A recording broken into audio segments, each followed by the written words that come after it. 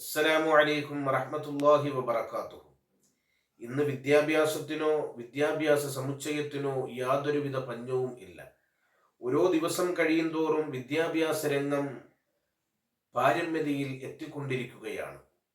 ഒരു mobile phone കൊണ്ട് ഒരു വിദ്യാർത്ഥിക്ക് ഈ ലോകത്തിലെ വിവിധ കാര്യങ്ങളും നേടാൻ സാധിക്കുന്ന നിലക്ക് ഹൈജീനിക്കായ വ്യവസ്ഥയിലൂടെയാണ് വിദ്യാഭ്യാസ രംഗം പോയിക്കൊണ്ടിരിക്കുന്നത്.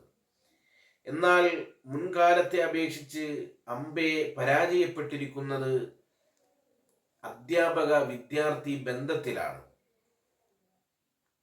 നമുക്കറിയാം, ഈ അടുത്ത് പ്ലസ് ടുക്കാരനായ ഒരു വിദ്യാർത്ഥി തൻ്റെ സ്കൂളിലെ പ്രിൻസിപ്പളിനോട് നടത്തിയ കൊലവിളി. സാറ് പുറത്തിറങ്ങിയാൽ സാറിനെ തീർത്ത് കളയും, എൻ്റെ സ്വഭാവം അങ്ങനെയാണ് സാറേ എന്നാണ് ആ കുട്ടി ആക്രോശിക്കുന്നത്.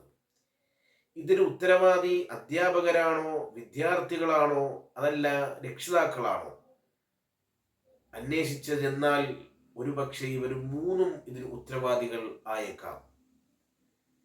ഇന്നത്തെ അധ്യാപകരിൽ പലരും അധ്യാപന രംഗത്തേക്ക് തന്നെ വന്നത് സ്വയം താല്പര്യത്തിലല്ല. പലരും പല ജോലികളും അന്വേഷിച്ച് കിട്ടാതെ വന്നപ്പോൾ അവസാനം ഒരു അധ്യാപകനായേക്കാം എന്ന നിലയിൽ അധ്യാപന രംഗത്തേക്ക് വന്നവരും ഉണ്ട്.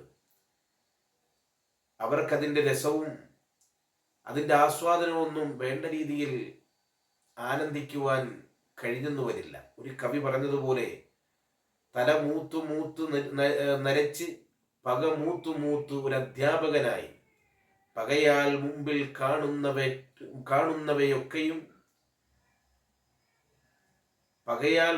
കാണുന്നവയൊക്കെയും ഒന്നല്ല ഒരു 100 പാഠം പഠിപ്പിക്കാൻ ഉറപ്പിച്ച്, തനിക്കുണ്ടായ പ്രയാസങ്ങളും പ്രശ്നങ്ങളും ഉണ്ടാകുന്ന ഇഷ്യൂസുകളും ഒക്കെ വിദ്യാർത്ഥികളുടെ മേൽ തീർക്കുന്ന സ്വഭാവക്കാരായ അധ്യാപകരും ഇന്ന് ഉണ്ട്. എന്നാൽ ഈ സമയത്ത് ഏറ്റവും സൂട്ടബിളായത് മഹാനായ ഇമാം ഗസാലി റളിയല്ലാഹു അൻഹുവിന്റെ ഒരു ഉദ്ധരണിയാണ്.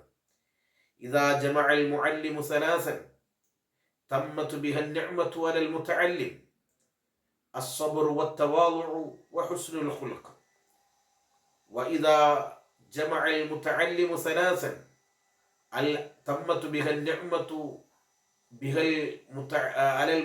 على المعلم العقل والأدب وحسن الفهم. ഒരു അധ്യാപകൻ സൽസ്വഭാവിയും ക്ഷമാശീലനും വിനയാനിതനും ആണെങ്കിൽ, ഒരു വിദ്യാർത്ഥി ബുദ്ധിശാലിയും അതുപോലെ മര്യാദക്കാരനും ഗ്രാഹ്യശക്തിയുമുള്ളവനുമാണെങ്കിൽ ഒരു നല്ല ഗുരു ശിഷ്യ ബന്ധം ഈ ലോകത്ത് ഉടലെടുക്കും. അല്ലാഹു സുബ്ഹാനഹു വ തആല നമ്മുടെ മക്കളെയൊക്കെ നല്ല മക്കളിൽ, സ്വാലിഹീങ്ങളായ മക്കളിൽ ഉൾപ്പെടുത്തി അനുഗ്രഹിക്കട്ടെ.